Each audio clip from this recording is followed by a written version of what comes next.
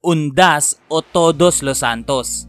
Yan ang tawag sa atin sa holidays na ginaganap din sa iba't ibang bahagi ng mundo tuwing sasapit ang November 1, which is All Saints Day, at November 2 na All Souls Day naman. Sa kasaysayan ng Pilipinas, may mga tradisyon at paniniwala din sila kung paano nila pinaghahandaan at pinapahalagahan ang mga labi ng mga yumao. Naging tradisyon hindi lamang sa Pilipinas, maging sa ibang bansa ang paglilibing ng mga yumaong mahal sa buhay. Ngunit dahil sa iba't ibang kultura at iba't ibang paraan at paniniwala na rin ang nahubog sa mga ito. Sa Pilipinas, narito ang ilan sa mga paniniwala at mga paraan ng paglilibing ng mga yumao. Una na rito ay ang banga ng mananggul o yung tinatawag na mananggul jar. Sa mito ng mga Griego, ang kaluluwa ng mga namatay ay sumasakay ng bangka ni Charon sa ilog ng Styx patungo sa lugar ng mga patay. Maaari kayang mayroon ring kahawig na paniniwala ang mga sinaunang mga tao sa Pilipinas, o pwede kayang katauhan ni Charon ay hango sa mga sinaunang paniniwala na nanggaling sa Timog Silangang Asya? Ang banga ng mananggul ay pinaniniwalaang nagmula sa taong 890 to 710 BC. Mayroon itong dalawang figura sa tuktok ng takip. Ang isa ang nagsasagwa ng bangka at ang nasa harap ay tila bangkay na nakatiklop sa dibdib ang mga kamay. Sinasabing ang bangka na ito ay naghahatid ng namatay na kaluluwa patungo sa huli nitong hantungan.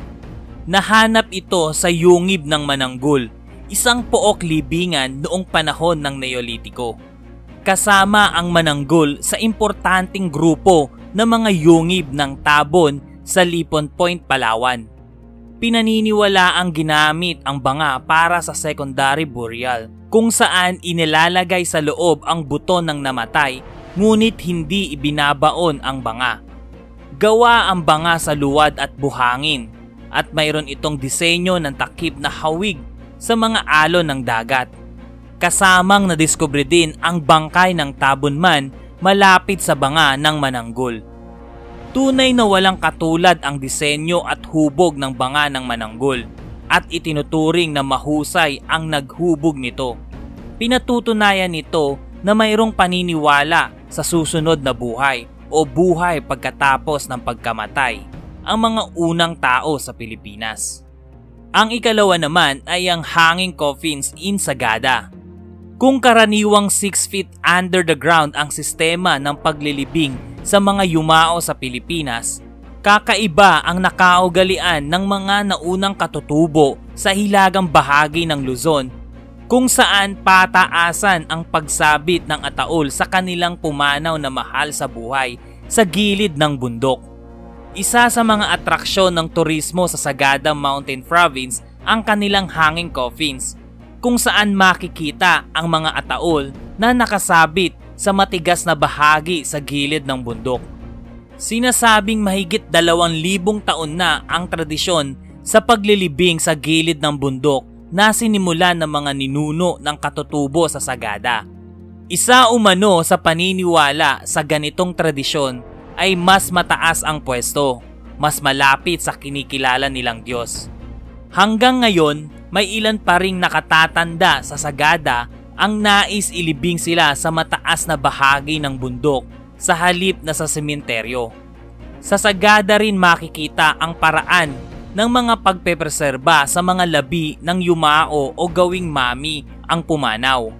Makikita rin sa lalawigan ang isa pang tradisyon ng paglilibing dito sa pamamagitan ng pagpapatong-patong ng mga ataol sa mga kuweba. Ang ikatlo at huli sa ating listahan ay ang Main Tomb Anthropomorphic Burial Jar. Ang mga Main Tomb Anthropomorphic Burial Jar ay mga earthenware pangalawang libingan na natuklasan noong 1991 ng pangkat ng mga arkeologo ng National Museum of the Philippines sa Ayov Cave, Barangay Pinol, Maitum, Sarangani Province. Ang mga banga ay anthropomorphic na ilalarawan sa pamamagitan ng isang disenyo na nagmumungkahi ng mga figura ng tao na may kumpleto o bahagyang mga tampok ng pagmumuka ng mga unang naninirahan sa Mindanao. Ayon kay Dr. Eusebio Dizon, pinuno ng grupo ng arkeologo, ang ganitong uri ng mga paglilibing ay kakaiba at nakakaintriga sapagkat hindi ito natagpuan sa ibang lugar sa Timog Silangang Asya. Sa makatuwid, maraming mga arkeologo mula sa Vietnam, Thailand, Malaysia, Laos, Cambodia, Burma at Indonesia ang nagkaroon ng interes sa paghahanap ng mga artifacts kagaya nito. Ito man ay sa pamahalaan o pribado na nag-i-sponsor. Ang mga banga ay may mga katangiang kabilang sa developmental age period sa Pilipinas na tinatayang mula pa noong 190 BC hanggang 500 AD. Gumamit ang mga dalubhasa ng mga sample ng uling na kinuha mula sa dingding ng isang maliliit na sisidlang lupa na matatagpuan sa loob ng isa sa mga libingang banga na ito.